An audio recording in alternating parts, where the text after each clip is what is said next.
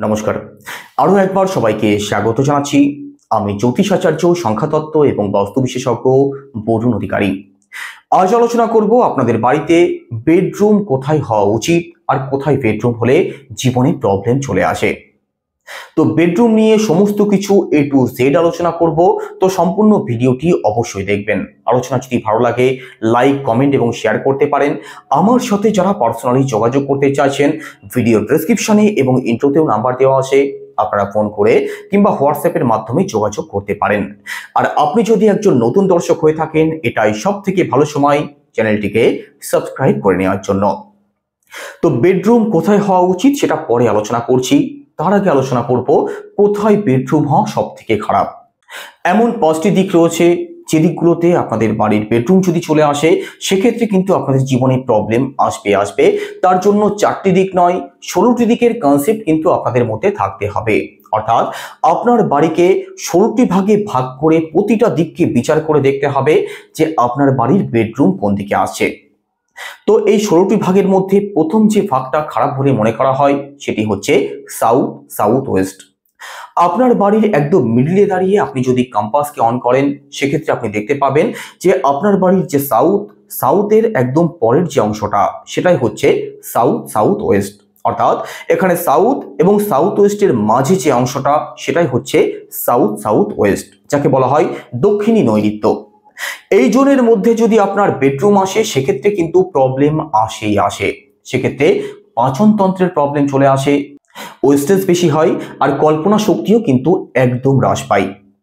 তো আপনি সবসময় চেষ্টা করবেন আপনার বেডরুম যেন সাউথ ওয়েস্টের মধ্যে না আসে।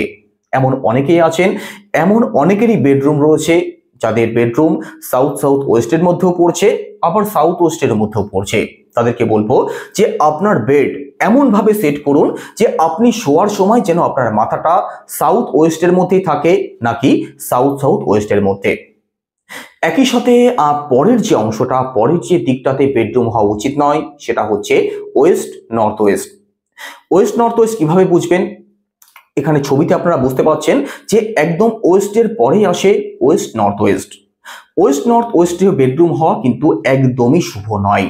ওয়েস্ট নর্থ ওয়েস্টে যদি বেডরুম থাকে সেক্ষেত্রে কিন্তু depression, dryness, anxiety, suicide tendency কিন্তু সেই পরিবারে অনেক অংশেই বেড়ে যায়। তো সবসময় চেষ্টা করবেন আপনার বেডরুম, বিশেষ করে আপনি শোয়ার সময় যেন আপনার মাথা ওয়েস্ট নর্থ ওয়েস্টের মধ্যে না আসে। একই সাথে সাউথ ওয়েস্টের যে কথাটা বললাম সেখানে আপনাদের কিচেন, লকার, আপনাদের দরজা, মেন গেট কোনোটাই যেন আপনাদের সাউথ ওয়েস্টের মধ্যে না আসে, সেদিকেও কিন্তু অবশ্যই লক্ষ্য রাখবেন। একই সাথে আপনাদের বাড়ির ওয়েস্ট নর্থ ওয়েস্টেও যেন কখনোই বেডরুম না থাকে, সেটাও কিন্তু আপনাদেরকে লক্ষ্য রাখতেই হবে। পরের যে দিকটা রয়েছে সেটা হচ্ছে ইস্ট সাউথ ইস্টের মধ্যেও কিন্তু বেডরুম হওয়া মোটেই উচিত নয়। সাউথ ইস্টে যদি বেডরুম থাকে, যদি বেড থাকে, আপনার যদি হেড সাইড থাকে সেক্ষেত্রে কিন্তু ভুল বোঝাবুঝির পরিমাণ অত্যাধিক বৃদ্ধি পাবে, রিলেশন খারাপ হয়ে যাবে। এক্ষেত্রেও কিন্তু এনজাইটির শিকার আপনারা হতে পারেন, আপনাদের মধ্যে ডিপ্রেশন চলে আসতে পারে, ঝগড়াঝাটি, লড়াই সেই পরিবারে কিন্তু বেশি হতে দেখা যাবে। তো সবসময় লক্ষ্য রাখবেন যাতে আপনার বেডরুম, বিশেষ করে আপনার বেড কখনোই সাউথ ইস্টের মধ্যে না চলে আসে। বাদ বাকি যে জোন দুটো রয়েছে সেটি হচ্ছে নর্থ ইস্ট এবং নর্থ ইস্টের মধ্যেও যদি রেগুলার কেউ শুয়ে থাকে সেক্ষেত্রে কিন্তু স্বাস্থ্যের দিক থেকে প্রবলেম আসে। তবে নর্থ ইস্ট এবং নর্থ ইস্টে আপনি গেস্ট রুম করতে পারেন। মাঝে সাঝে যদি এই ঘরটা কেউ ব্যবহার করে তাহলে কিন্তু বিশেষ কোনো প্রবলেম লক্ষ্য করা যায় না। এই 5টা দিককে বাদ দিলে বাদ বাকি যে কোনো দিকে আপনি আপনার বেডরুম অবশ্যই করতে পারেন। তবে কিছু ক্ষেত্রে বলে দিই যে যারা ব্যবসা করেন আপনাদের জন্য ওয়েস্টে যদি রুম থাকে সেটা সব থেকে শুভ হয়ে থাকে। কানেকশন সংক্রান্ত কাজ যারা করেন, মানুষের সাথে যাদের পরিচয় রাখতে হয়, আপনাদের জন্য ইস্টে রুম সব থেকে ভালো হয়। দক্ষিণে যদি বেডরুম থাকে সেক্ষেত্রে কিন্তু ঘুম অত্যন্ত ভালো হয়, স্বাস্থ্য ভালো থাকে এবং নেমফেমের দিক থেকেও কিন্তু সে সাপোর্ট অবশ্যই পেয়ে যায়। আপনার সংসারে যে ইনকাম করে, যার ইনকামে সংসার চলে, তার বেডরুম সবসময় সাউথ ওয়েস্টে হওয়াকে সব থেকে শুভ মনে করা হয়। কারণ সাউথ ওয়েস্ট থেকে কিন্তু আমাদের স্টেবিলিটি আসে, আমাদেরকে শিল্প কলা কুশলী করে তোলে, কাজের মানসিকতা চলে আসে। তো যে ইনকাম করছে, যে সব থেকে পরিশ্রম করছে, পরিশ্রমী মানসিকতা যার মধ্যে রয়েছে, তার বেডরুম সবসময় সাউথ ওয়েস্টে হওয়া উচিত।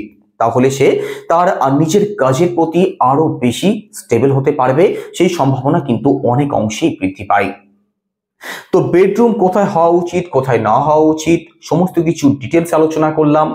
এরপরে যদি কিছু জিজ্ঞাসা থাকে অবশ্যই কমেন্ট করে জানাবেন, আমি পরবর্তী ভিডিওতে সেটা নিয়ে আলোচনা করার চেষ্টা করব। সবাই ভালো থাকবেন, নমস্কার।